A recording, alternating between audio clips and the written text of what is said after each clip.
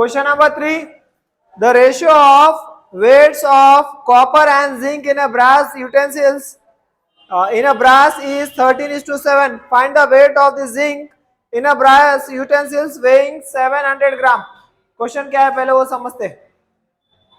सबसे पहले तो हमें बोला है the ratio of weight of copper and zinc in a brass is 13:7. Ratio क्या होता है? What is mean by ratio? ये रेशियो है क्या? क्यों नहीं है? हाँ, ये दोनों एक ही टेबल में जाते हैं इसलिए वो रेशियो नहीं है. अगर वो दोनों एक ही टेबल में ना जा रहे होते, अगर ये ऐसे होता 35 और 37 तो ये रेशियो हो जाता. अगर दो ऐसे नंबर है जो किसी टेबल में नहीं जाते तो वो रेशियो है. सबसे स्मॉलेस्ट फ्रैक्शन उसको बोला जाता है, वो रेशियो होता है. लेकिन अगर दोनों एक ही टेबल में जाते हैं तो वो रेशियो नहीं हो, सिर्फ फ्रैक्शन है. 35 और 40 एक ही टेबल में जाते हैं क्या? कौन से? 5 के 5 डैश जा. तो 7/8 is the fraction of 35/40. 7/8 is the fraction of. अच्छा, ऐसा है क्या 7/8 सिर्फ 35/40 का फ्रैक्शन हो सकता है, रेशियो हो सकता है? नहीं, बहुत सारे नंबर्स है जिसका आंसर 7/8 आ सकता है. जैसे फॉर एग्जांपल 49/56. दोनों कौन से टेबल में आते हैं? 7 डैश जा. 7 डैश जा. तो इसका भी आंसर क्या आ रहा है? 7/8. तो एक ही रेशियो बहुत सारे फ्रैक्शंस का आंसर हो सकता है. समझ में आ रहा है क्या सभी को? Ratio is the smallest value of any fraction. तो हमें क्या बोला है? हमें बोला है कि एक रेशियो है कॉपर का और जिंक का. कितना है? Ratio is not the actual value. ये अभी हमने देखा ना, ratio is not the actual value. Actual value कुछ और होगी, हमें पता नहीं, क्योंकि एक ही रेशियो के बहुत सारे आंसर्स हो सकते हैं.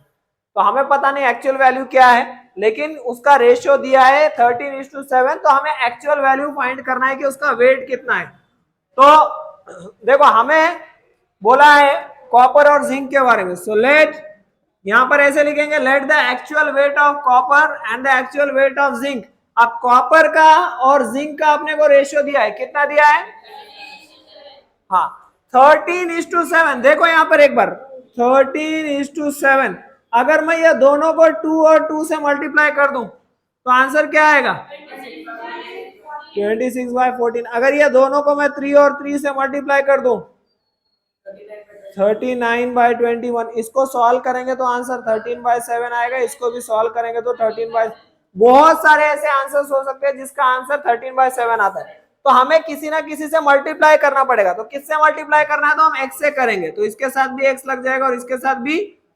So let the actual weight of copper be 13x and the actual weight of zinc be. यहाँ तक क्लियर है सभी को? कोई प्रॉब्लम इसमें? ठीक है. अब आगे क्या बोला है हमें? कंडीशन में हमें बोला है find the weight of zinc. किसका फाइंड करना है? सिर्फ कॉपर का फाइंड करना है क्या? Find the weight of zinc in a brass utensils. अगर उसको एक जगह रखा जाए तो उसका वेट कितना होगा? 700 ग्राम. कितना होगा? क्लियर है सभी को? अच्छा, ग्राम्स में बोला है तो हम लोग यहाँ पे ग्राम्स लिख देते हैं. ग्राम्स लिख दो. ये है 13x ग्राम्स और ये है 7x ग्राम. कंडीशन ये है कि दोनों को अगर मिला देंगे तो टोटल कितना हो रहा है? So 13x plus is should be equals to. Gram वगैरह लिखने की जरूरत नहीं, वो तो हमें पता ही है कि ग्राम्स में है. क्लियर? वैल्यू किसकी निकालना है? x की. x की आने के बाद जिंक की. जिंक के लिए क्या लिया अपन ने? क्लियर है? ये दोनों लाइक टर्म्स है, इसको ऐड किया जा सकता है. 13x plus 7x 20x is equal to. इन दोनों के बीच में कुछ नहीं है, मतलब इनटू है तो वेरिएबल को यहीं रखेंगे. 20 को उधर लेके जाएंगे तो डिवाइड में चला जाएगा. 0 और 0 कैंसिल. 70 को अपने को डिवाइड करना है 2 से. 2 3 6, 1 बचा. 2 5 10. तो कितना हो गया? तो x का आंसर है अपना 35. कितना है? हाँ, zinc. Wait of zinc. Wait of zinc कितना है? Wait of zinc 7x. 7x यानी 7 into x यानी 7 into कितना होता है? 245 ग्राम्स कितना होता है? क्लियर है?